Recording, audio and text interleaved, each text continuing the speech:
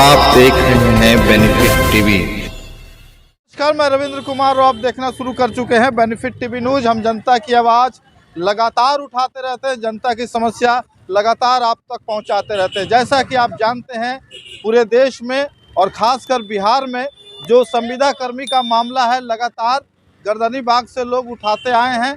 जिस तरह से संविदा कर्मी के साथ सरकार अन्याय कर रही है, उनके मानदेय को लेकर, उनके कामकाज को लेकर अधिक घंटे तक काम लिया जाता है और काम समान वेतन नहीं दिया जाता है। तमाम ऐसे मुद्दों को लेकर हम आज आपके सामने आए हैं और बिहार और भारत में जो बेरोजगार युवा हैं, उनकी समस्या भी आजकल आपको दिखाने का प्रयास करना चाहेंगे। अगर अभी तक हमारे चैनल को सब्सक्राइब नहीं किए हैं तो ज़रूर सब्सक्राइब कर लें, क्योंकि ऐसे ही खबरें लेकर हम लगातार आपसे रूबरू होते रहेंगे। हमारे साथ हैं चाचा जी, इन्होंने कई सावन देखे हैं, देश का उलटते पलटते सरकार भी देखे हैं और अभी वर्तमान में ये समाज सेवी का काम कर रहे हैं। क्या कुछ इनको रोजगार के विषय में लगता है, आइए हम इनसे बात करना चाहते हैं। तो सर, पहले जो कामकाज था सरकार का और अभी का जो कामकाज है, वो नौजवानों के प्रति कितना मतलब अच्छा है?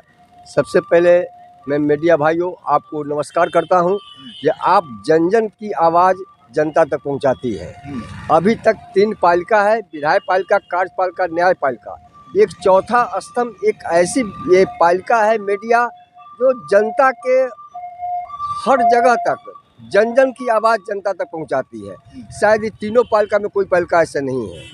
ये पालिका आपका न वेतन है, न ये है सवारी है, लेकिन आप हर दूर दराज तक पहुंच करके जनता की बात सरकार तक पहुंचाती है, सरकार की बात जनता तक पहुंचाते हैं, देश विदेश की समाचार भी वहां तक पहुंचाते हैं। सबसे पहले मैं आपको धन्यवाद देता हूं, मीडिया को, समाचार पत्र को। और मैं खासकर आपने जिस विषय पर पूछा है, ये बेरोजगारी रोज रोज बढ़ रहा है। ये भारत कृषि प्रधान देश है, गाँव का देश है। ये बेरोजगार लोग किसान के बेटे, मजदूर के बेटे हैं। ये बेरोजगार लोग पूंजीपति उद्योगपति के बेटे नहीं हैं। उनके लिए धंधा और दौलत बना हुआ है, लेकिन इनकी जो समस्या है, इस समस्याओं को सरकार गंभीरता से नहीं ले रही है। पहले EMR चलता था, मास्टर रोल चलता था, और मास्टर रोल के बाद उसके बाद 120 दिन हाजिरी हो जाती थी, उसकी प्रेजेंट डेली मजदूर के रूप में लिया जाता था, और उसको 120 दिन के बाद यानी 4 महीने के बाद उसको जॉब उसमें आता था, उसको परमानेंट पोस्ट दे दिया जाता था। आज भी वही होनी चाहिए। ये जो है, ये भी MER समझिए, मास्टर रोल, ये मास्टर रोल है। इसको सरकार की जब भी कोई वैकेंसी आती है, इनको सबसे पहले स्थान देनी चाहिए। सरकारी कर्मचारी का तरजीह देना चाहिए, सरकारी कर्मचारी का वेतन देना चाहिए जो सरकार में वेतन मिल रही है। लेकिन ऐसा नहीं करके ये लोग करते हैं, तो ये ठीक बात नहीं है, इसलिए कि उतना में उनकी रोजी रोटी नहीं चलेगी। आज आप देख लीजिए, ये मेरे विधायक पालिका है, ये जनतंत्र की सबसे बड़ी पालिका है, जनतंत्र की सबसे बड़ी पालिका है। देश का भविष्य तय करता है, संविधान तोड़ता है, जोड़ता है, बनाता है, लेकिन इस पर ध्यान नहीं आया। और अपने जब विधायक पालिका को जब वेतन एक करने की बात हुई, एक साल से ऊपर हो गया, अपना वेतन 200 गुना बढ़ाए हैं। क्या उस समय विरोधी दल के नेता कोई सदन में नहीं थे? क्या नींद आ गई थी? सब काम के लिए सदन में बोलते हैं, सबके लिए विरोध कर, अच्छे काम को भी विरोध करते हैं, गलत काम को भी विरोध करते हैं। क्या ये अच्छा काम था जो 200 गुना वेतन? इसलिए नहीं विरोध किए, मेरा मानना है कि उनके लिए भी हो ही रहा था।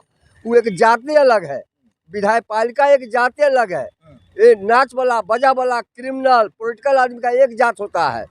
मंच पर चढ़ के उसको वो गाली दिया, उसको वो विरोध में बोला, और फिर जा करके साथ ही एक जगह एक के टेबल पर से उठकर जैसे वकील करता है, हाई कोर्ट के अपना ऑफिस से निकला एक के टेबल पर से, वहाँ जा करके एगो विरोधी का एगो पक्ष का है, उसका विरोध वो किया, उसका विरोध वो किया, फिर आके के टेबल पर खाया। ये लोग बुद्धिजीवी लोग हैं, जनता भोली भाली है।